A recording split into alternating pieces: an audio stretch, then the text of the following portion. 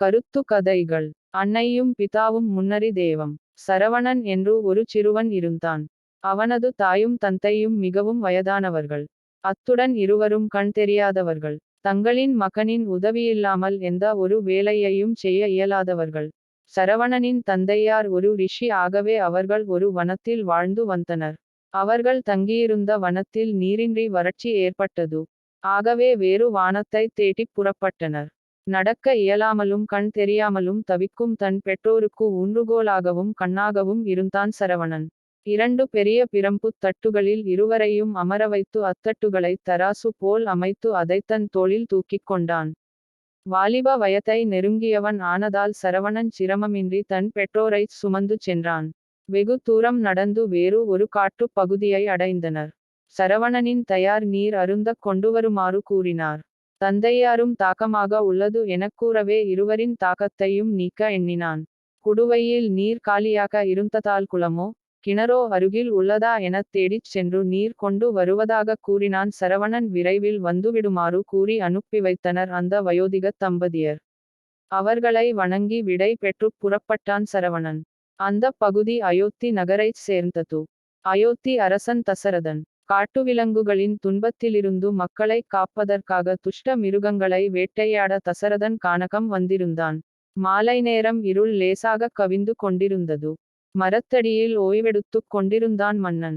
அவன் அருகே மிருகம் ஒன்று தண்ணீர் குடிப்பது போல சத்தம் கேட்டது. மன்னன் துள்ளி எழுந்தான். தன் வில்லில் நாணைத் தொடுத்தான். வில்லிலிருந்து அம்பு புறப்பட்ட மறுகணமே அம்மா என்ற அலறல் குரல் கேட்டது. மனிதக் குரலைக் கேட்ட மறுகணம் மன்னன் திடுக்கிட்டான்.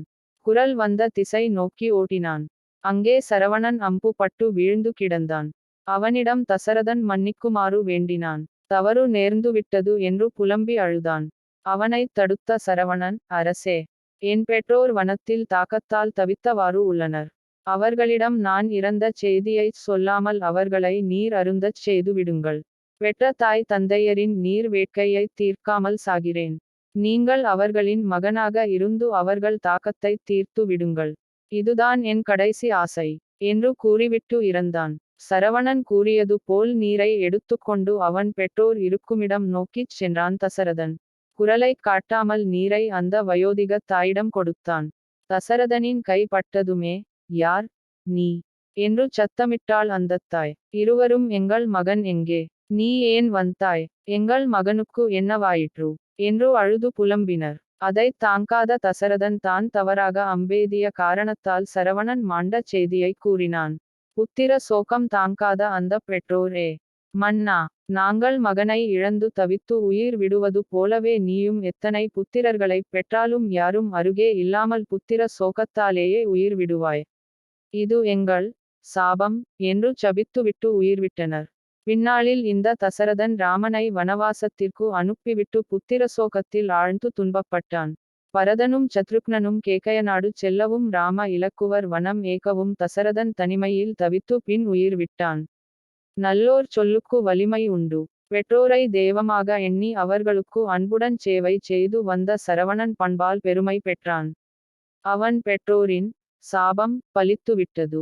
எனவே பெற்றோரிடம் நாம் ஆசி பெற என்றும் அவர்களை வணங்க வேண்டும்.